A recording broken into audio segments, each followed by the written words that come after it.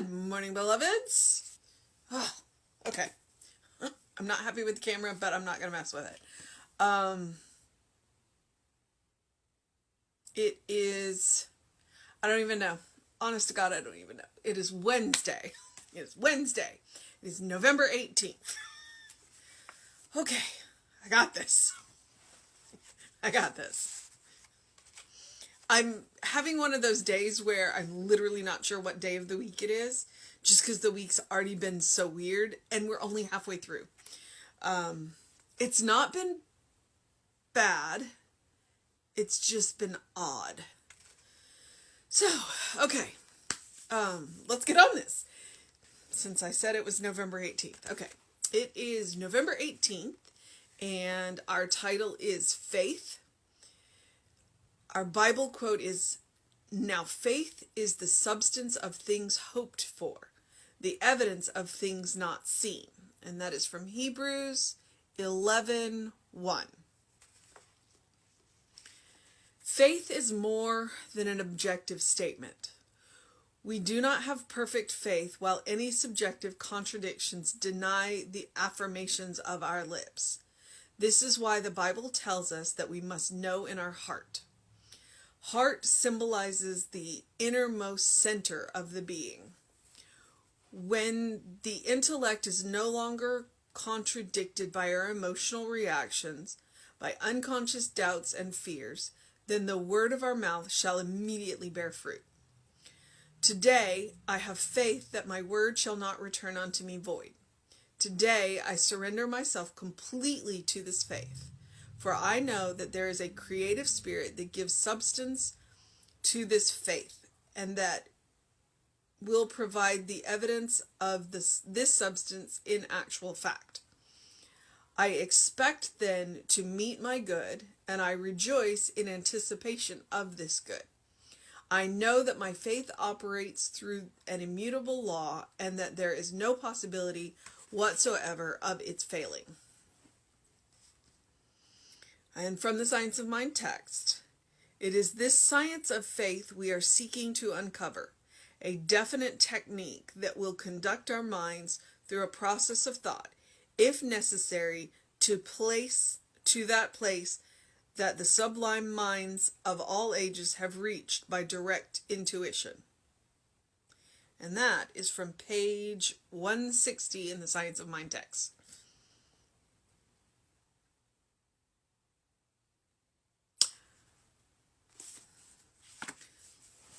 And now I'm going to have to think about this one. This is probably one that I'm going to work through. The benefits of religion are that they give you prescribed methods in how to get there. And where is there? So there being that place, what Jesse likes to call that place where nothing's ever been wrong. And as an anthropologist, I will straight up honestly tell you, there are positives and negatives to every religion. Now, Science of Mind does not call itself a religion, even though technically in government documents we are a religion that you can choose. We like to call ourselves a spiritual teaching, but we have some of the hallmarks of religion. Ernest was not interested in starting a new religion. What he wanted to do was teach you a technique that you could take back to your religion. And frequently what we say is we don't teach you what to believe, we just teach you how.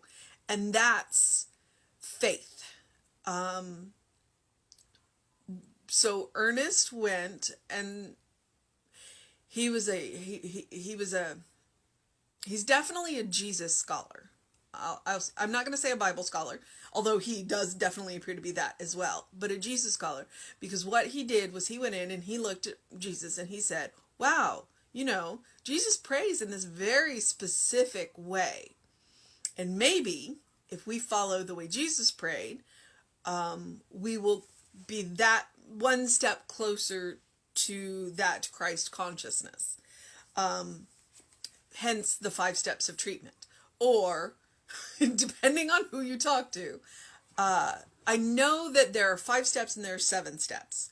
One time I read that there could be 9, but I can't find that reference again. And when I asked Jesse, he was like, I don't know about that. So, the 5 steps of treatment, and every time I do this, I blow myself out of the water. The 5 steps of treatment that we teach are, recognizing that there is one power, unification, recognizing that we are part of this power, therefore this power can flow through us.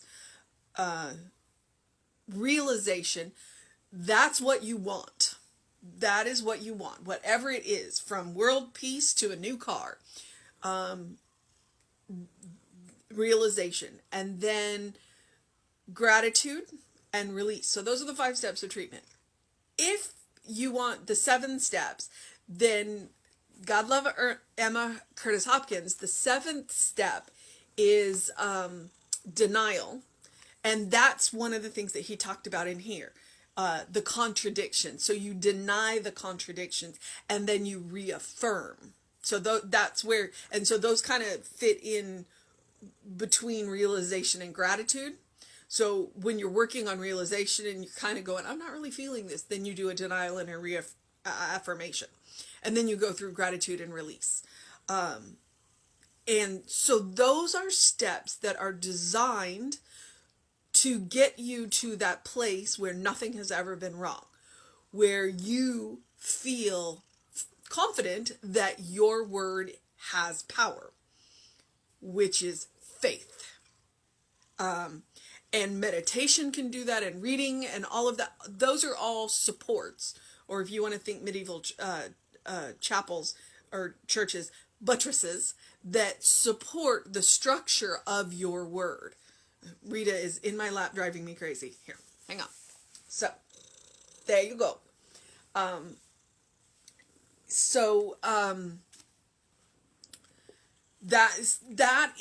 Those are the benefits of religion and spirituality, is to have that method that helps you get to that place where you have confidence and where you have faith.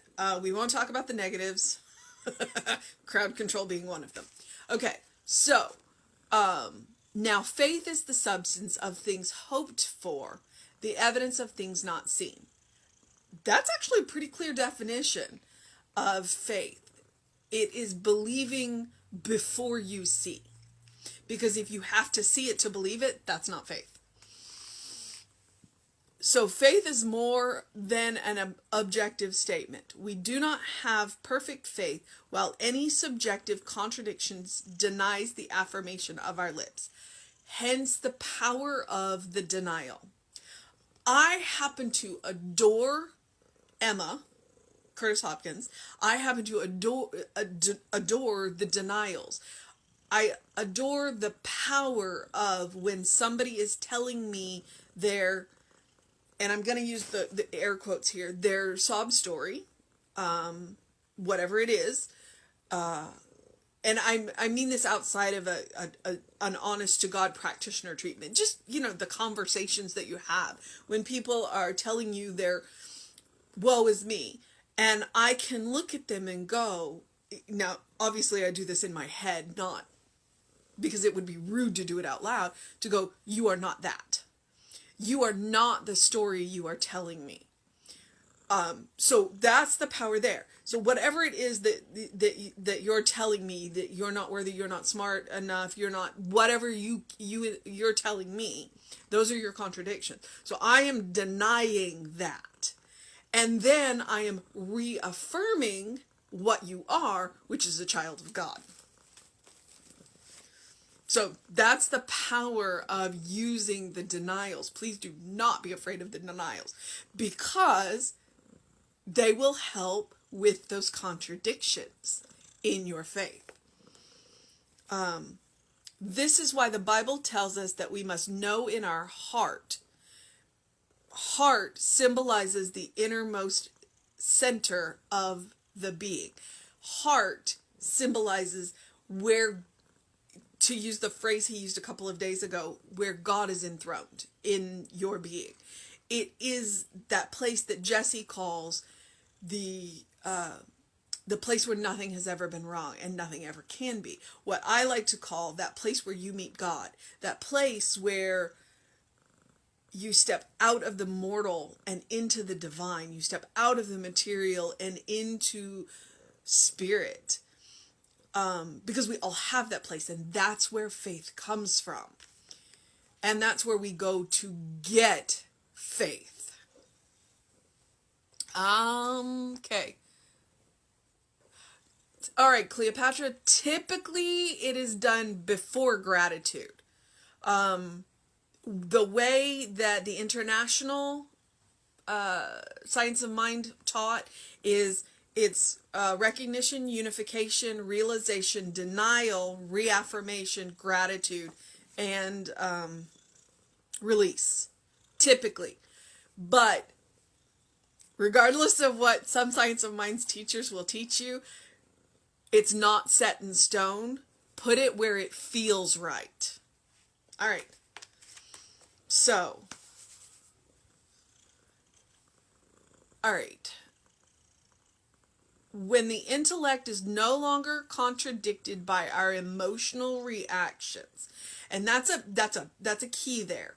When the intellect is no longer it's like I can think all I want, but if I'm still having that knee-jerk emotional reaction, then that's where I need to go and do my work. I need to work on my emotions, because the emotions are the fuel for your treatment. Jesse will teach, and has taught, treatment is thought wrapped in feeling. It is intellect wrapped in emotion. So if your emotions are contradicting your intellect, your words, then that is where your work is. But that's also where you have choices. Like if you are struggling with your knee-jerk reaction, then find someone to support you until you can do it for yourself. And it doesn't have to be a minister, and it doesn't have to be a practitioner. But what it needs to be is somebody who cares about you, somebody who loves you, and somebody who can, as I said the other day, sing your song to you until you remember your song and can sing it for yourself. Somebody who knows your heart, somebody who sees you as a child of God. And we all have them in our lives. Okay, so when the intellect is no longer contradicted by our emotional reactions, by unconscious doubts and fears, that's where we go do our work so that we can root out those unconscious doubts and fears. When we are conscious of them, then we can work on them. Then the word of our mouth will immediately bear fruit. Today, I have faith that my word will not return unto me void. And that's also where the caution is not to get caught up in the how. When you treat, say what, but don't get real specific.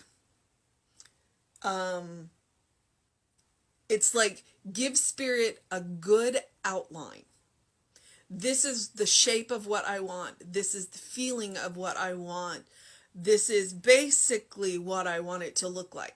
But don't get so specific that you narrow out the avenues to you. And don't tell spirit how to do it. This may be why I'm really attracted to this teaching. It's like, tell me what you want, but don't tell me how to do it. I will get you what you want. I will get the results you're after, but don't tell me how to do it. Because if you narrow out my options, I'm not going to be as effective. So bear that in mind with spirit. Don't get caught up in the how. That's not your job. It's not your job. That is one thing you are absolutely free to lay aside. Tell spirit what you want and let spirit figure out the how. Because spirit will find these amazing avenues to bring to you what you want that you would have never thought of. And if you get too specific, then it closes all those avenues. If you know anything about quantum physics, there are all of these realities that are potential until one reality collapses all of those. And that's the same thing with spirit. So don't get too caught up in how, because you're collapsing all of those potentials. Okay. Today I surrender myself completely to this faith, for I know that there is a creative spirit that gives substance to this faith and will provide the evidence of this substance in actual fact. That's faith. It's like, I know that spirit is out there. I know that spirit is working for me. And I know that spirit loves me. I expect then to meet my good. I rejoice in anticipation of this good. That's gratitude. That is gratitude. I know that my faith operates through an immutable law and that there is no possibility whatsoever of its failing. The only way that spirit can fail us is if we fail spirit first by narrowing the channels too much. And neither one is a failure. Spirit did not fail us and we didn't fail spirit. It's just a way of saying it. It's like if you get too specific, then spirit's going to go, you closed all of the pathways. So I'm going to work on this, but it's going to take a little longer. So I'm still going to get you what you want. But you've closed all of the easy pathways, if that makes sense. So let go of the how. And then move. Oop, there was a thought and it's gone. Okay, well, we'll let it go then. Okay, so this is where I started, back with the Science of Mind text. It is the science of this faith that we are seeking to uncover. We are seeking to uncover the logical steps that support us into getting into that space, that center of our being, the heart of our hearts, that place that nothing has ever been wrong. And that is the gift that Ernest Holmes gave us in the 5 steps of treatment, and then all of the supporting literature around it. A definite technique that will conduct our minds through a process of thought, if necessary, to that place that the sublime minds of all ages have reached by direct intuition. So some days we got to work the steps, and some days we can walk into it just by opening our eyes or our hearts. So that's faith. That is faith. Our mission, should we choose to accept it today,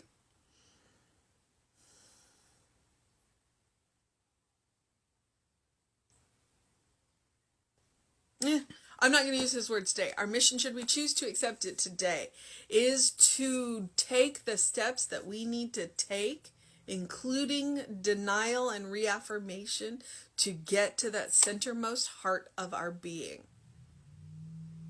To find that place that nothing has ever been wrong. The more often we go there, the more well-worn the path gets, the easier it is.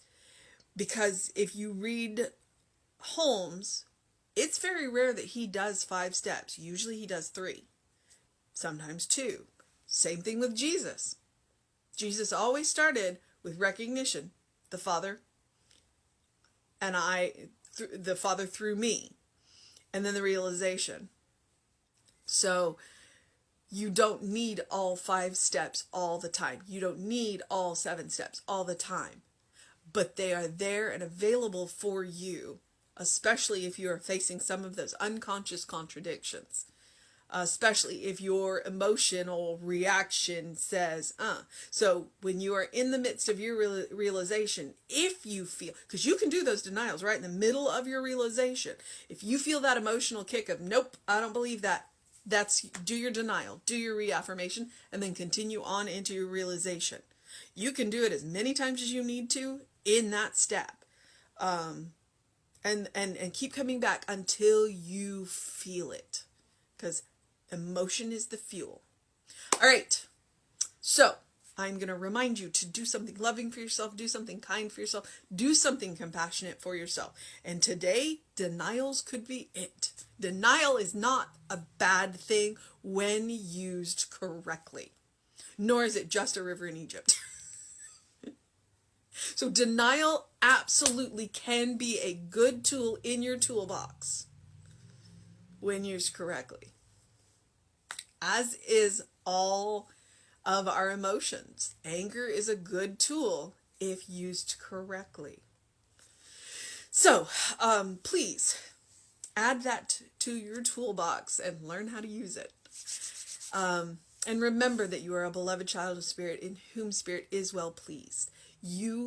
And this is always. It has never been that you have not been. It will never be that you will not be. You are always. There is no time in Spirit.